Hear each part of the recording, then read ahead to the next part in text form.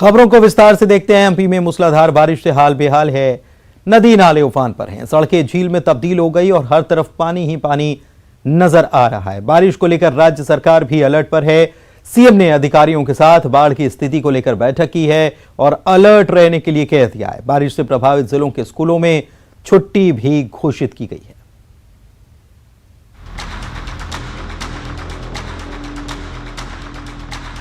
बारिश का आफतकाल, पानी की मनमानी, थम गई जिंदगानी। एमपी में जल कर्फ्यू।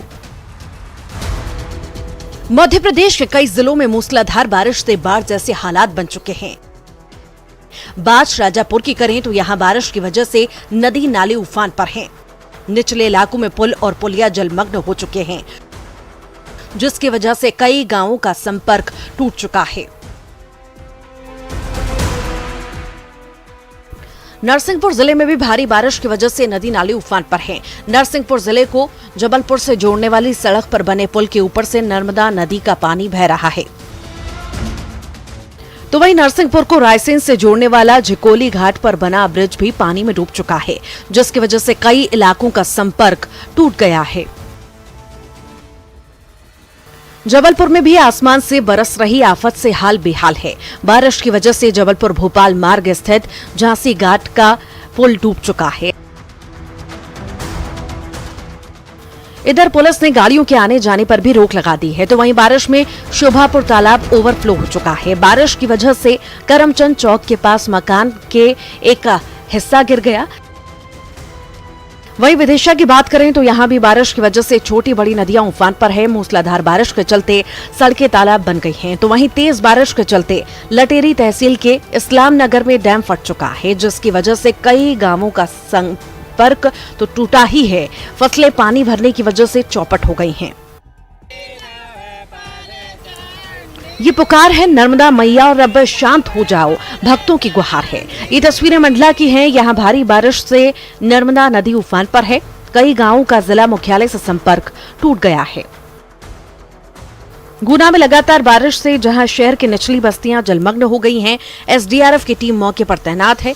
श्योपुर में बारिश के बाद राजस्थान के कई शहरों से संपर्क टूट गया है। भारी बारिश से लोगों की जान पर भी बनाई है। डिंडौरी के मेहंदवानी इलाके में नर्मदा नदी में फंसे बैगा दंपत्ति को रेस्क्यू कर बाहर निकाला गया। बैगा पति पत्नी टापू पर फंस गए थे। पेड़ पर चढ़कर इन्होंने अपनी जान बचाई। होमगार्ड के जवानों ने दोनों को रेस्क्यू कर सुरक्षित जगह पर पहुंचाया। सीधी में नदी के टापू पर फंसे युवकों का रेस्क्यू किया गया।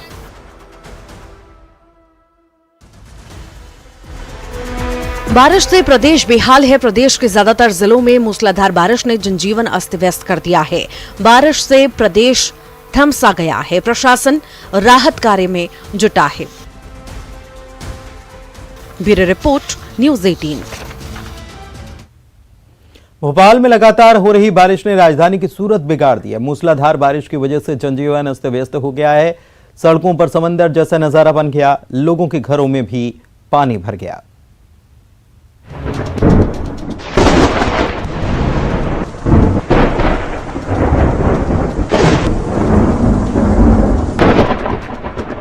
राजधानी भोपाल में आसमान से आफत बरस रही है। मूसलाधार बारिश की वजह से भोपाल में जनजीवन अस्त व्यस्त है। बड़ा तालाब उफान पर है। बड़ा तालाब का जल स्तर काफी बढ़ चुका है, जिसकी वजह से यहां चलने वाला क्रूज आधे से ज्यादा डूब गया। दूसरी तरफ बोट क्लब की सड़कें भी पानी में डूब चुकी हैं। बारिश का पानी लोगों के घरों में घुस चुका है। राजधानी भोपाल का जो बड़ा तालाब है पूरी तरह से समंदर में तब्दील होता हुआ नजर आ रहा है। आप देखेंगे कि बड़े तालाब में चारों तरफ जो पानी है वही नजर आ रहा है। ऊंची ऊंची जो लहरें हैं उठती हुई आपको यहाँ पर दिखाई दे रही होंगी। आप देख रहे हैं कि जो क्रूज है वो पानी में पूरी तरह से डूब गया है। भोपाल में भारी बारिश की वजह से शहर तर-बतर हो चुका है। बारिश की वजह से प्रशासनिक अकादमी के सामने सड़क पर 3 फीट पानी भर गया। लगातार हो रही बारिश से राजधानी की सड़कें तालाब बन चुकी हैं। आप देख सकते हैं ये शाहपुरा थाने के ठीक पीछे स्थित ये एक कॉलोनी है जहां से जाने का जो रास्ता पूरी तरह से जलमग्न है। लोग जो हैं गाड़ियों के साथ जाम में ये जो है पानी में फंस चुके हैं। काफी दिक्कतें, पूरी गाड़ी डूब गई थी मेरी तो। आगे आप बता रहे हो कि कार भी डूबी हुई है? हाँ, एक आगे थार आधे से ज्यादा डूब गई है। तो ये कौन सी कॉलोनी कहलाती है? ये इंडस एम्पायर। बारिश की वजह से सबसे ज्यादा खराब हालात भोपाल के ईंट खेड़ी इलाके के हैं। यहाँ थाने में 5 फीट तक पानी भरा है। थाने का रिकॉर्ड बचाने के लिए पुलिस कर्मियों को काफी मशक्कत करनी पड़ी।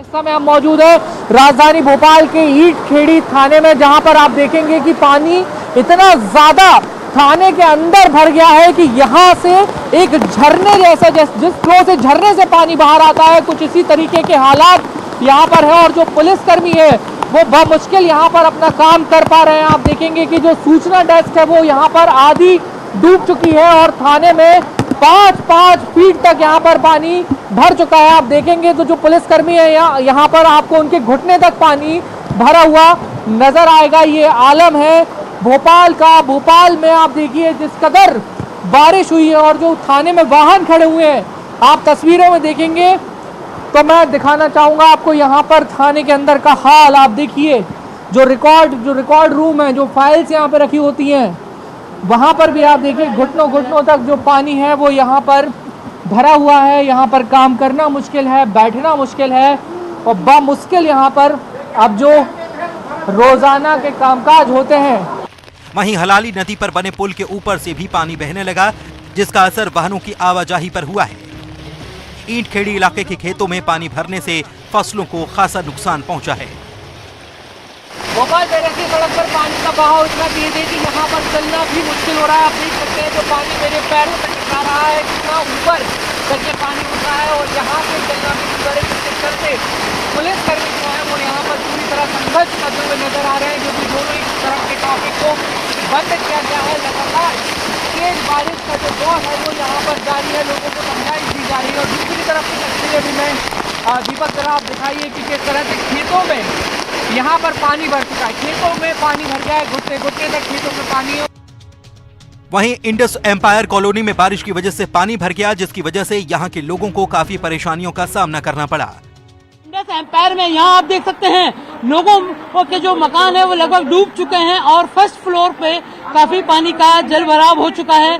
अगर रेस्क्यू की बात करें तो रेस्क्यू के लिए अब बोट के जरिए ही लोगों को बाहर निकाला जाएगा। कितना पानी भर चुका है सर? कभी 8 फीट पानी भर चुका है पूरी कॉलोनी के अंदर और कभी 15 परिवार फंसे हुए हैं पूरे। कैसे बाहर निकाला जाएगा मिलने के लिए? अभी तक तो प्रशासन से कोई सहयोग नहीं मिला अभी तक।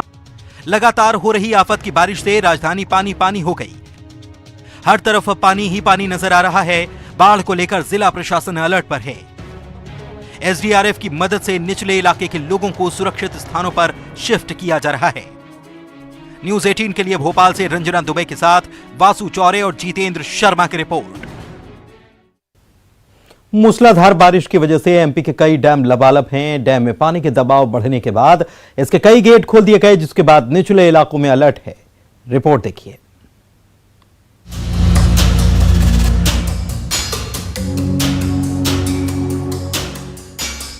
एमपी में भारी बारिश की वजह से कई डैम का जल स्तर बढ़ चुका है। डैम लबालब हो चुके हैं।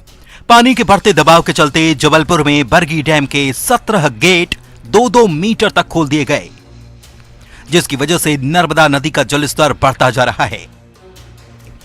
प्रशासन की तरफ से निचले इलाकों में अलर्ट जारी किया गया है।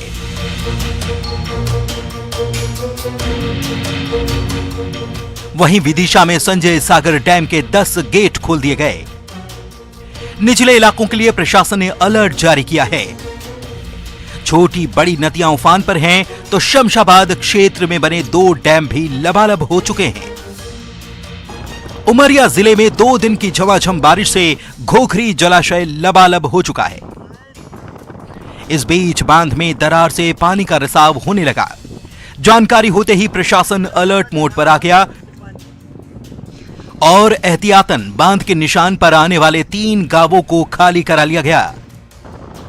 जिले के कलेक्टर और जिम्मेदार जल संसाधन विभाग के इंजीनियर्स ने को भरने के लिए पोकलेन और जेसीबी से युद्ध स्तर पर काम शुरू कर दिया गया है। घोघरी जलाशय में फुल टैंक लेवल से ऊपर पानी चला गया था और उसमें देखने में ये आया कि एक जगह से पानी रिसाव हो रहा था। तो घोघरी डैम के जो स्लूज गेट है वो खोले गए, वेस्टवियर से पानी लगातार निकला। उसके बाद भी रात तक जब फुल टैंक लेवल से करीब 70 सेंटीमीटर ऊपर पानी था, तब इस अंदेशे में कि रात में कोई अप्रिय घटना ना घट जाए, नीचे के जो डाउन स्ट्रीम के 3 गांव हैं, अलखेरा, पठारी और देमहा, वहां के लोगों को जो कि नदी के आसपास बसे हुए हैं और जिनमें खतरा था कि पानी बढ़ने से उनको नुकसान हो सकता है, उनको सुरक्षित जगहों पर शिफ्ट किया।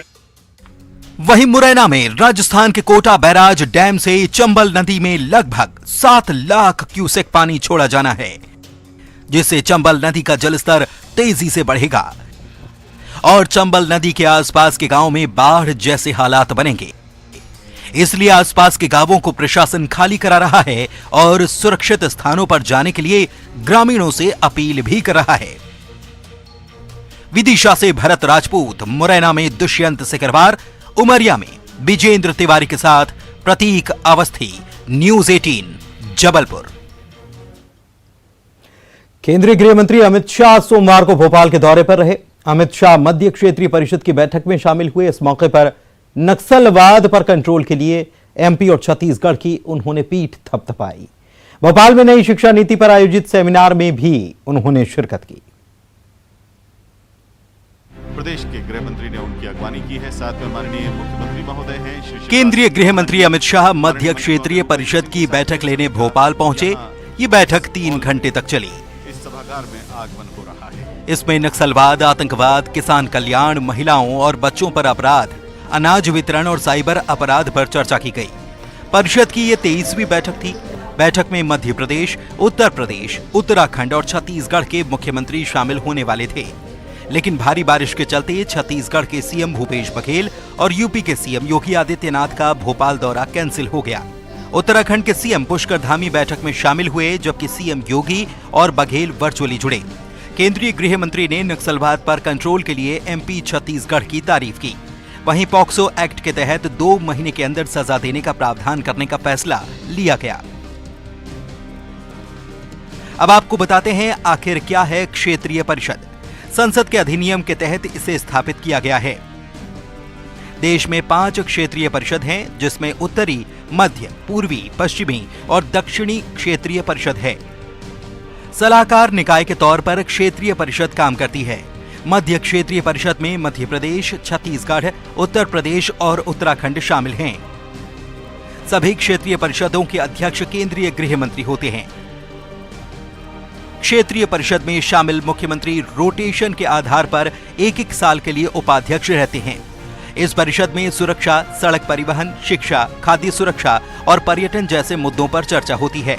पानी, बिजली, उद्योग, पर्यावरण और आवास जैसे मुद्दों पर भी क्षेत्रीय परिषद में शामिल राज्यों के बीच सहयोग पर चर्चा होती है। क्षेत्रीय परिषद की बैठक के बाद गृह मंत्री अमित शाह ने रविंद्र भवन सभागार में एमपी पुलिस को सौगात दी। अमित शाह ने पुलिस के आवास और प्रशासनिक भवनों का लोकार्पण किया। अमित शाह ने पुलिस की तारीफ के साथ ही संवेदनशील होने की नसीहत भी दी। मैं ऐसा मन से मानता हूं कि मीडिया के मित्र, समाज जीवन के लिए सोचने वाले लोग और बाकी सारे क्षेत्र में काम करने वाले हम सभी लोग पुलिस की छवि को बदलने के लिए हमें प्रयास करना चाहिए। जो करता है उसको इसका यश भी मिलना चाहिए, उसका पुरस्कार भी मिलना चाहिए। वहीं सीएम शिवराज सिंह चौहान ने भी पुलिसकर्मियों के योगदान को याद किया। घर अच्छा हो तो केवल पुलिसकर्मी का मनोबल नहीं बढ़ता, बच्चे अच्छी परिस्थितियों में रहते हैं, ढंग से अध्ययन करते हैं, घर का वातावरण भी ठीक होता है। और इसलिए मैं मानता हूं कि जितना काम बेहतर कानून और व्यवस्था की स्थिति बनाने का है, उतना ही बड़ा काम पुलिस के परिवारों को अच्छे परिवेश में वो रहे, इसका इंतजाम करने का है। और वो काम करके मन आनंद और प्रसन्नता से भरा हुआ है। इस मौके पर सीएम शिवराज सिंह चौहान ने पुलिसकर्मियों के योगदान को याद किया। पुलिस के आधुनिकीकरण पर अमित शाह का जोर है। वहीं देश के सभी राज्यों में कानून व्यवस्था दुरुस्त हो, इस लिहाज से पुलिस बल की सुविधाएं बढ़ाई जा रही हैं। Bureau report, news 18। उज्जैन और धार में बाबा भोलेनाथ की सवारी निकाली गई। उज्जैन में बाबा महाकाल की शाही सवारी निकाली गई। इस मौके पर बाबा महाकाल को गार्ड ऑफ ऑनर दिया गया। शाही सवारी में केंद्रीय मंत्री ज्योतिरादित्य सिंधिया भी शामिल हुए। दरअसल ऐसी परंपरा है कि सवारियां तो बाबा महाकाल की हर सोमवार को निकलती है, सावन में फिर भादो में दो सवारियां निकलती हैं, लेकिन आखिर की जो भादो मास की सवारी होती है उसे शाही सवारी कहा जाता है। और शाही सवारी इसलिए क्योंकि राजसी परंपरा के अनुसार ही पूजन किया जाता है और इसीलिए सिंधिया राजवंश के कोई भी एक व्यक्ति जो हैं वो यहाँ पूजन करने के लिए पहुंचते हैं। इसलिए ज्योतिरादित्य सिंधिया यहाँ पहुंचे थे। धार में बाबा धारनाथ की सवारी निकाली गई। इसमें भी बड़ी संख्या में श्रद्धालु शामिल। तो उज्जैन में बाबा महाकाल की शाही सवारी निकली। भाद्रपद मास की दूसरी और अंतिम सवारी को शाही सवारी कहा जाता है। इस दौरान बाबा महाकाल अलग अलग 6 रूपों में भक्तों को दर्शन देने निकले। महाकाल के दर्शन के लिए बड़ी संख्या में श्रद्धालु जुटे। शाही सवारी के दौरान बाबा महाकाल को गार्ड ऑफ ऑनर दिया गया। केंद्रीय मंत्री ज्योतिरादित्य सिंधिया भी बाबा महाकाल का पूजन अर्चन करने के लिए गोपाल मंदिर पहुंचे और इस दौरान उनके साथ उनके बेटे भी मौजूद थे।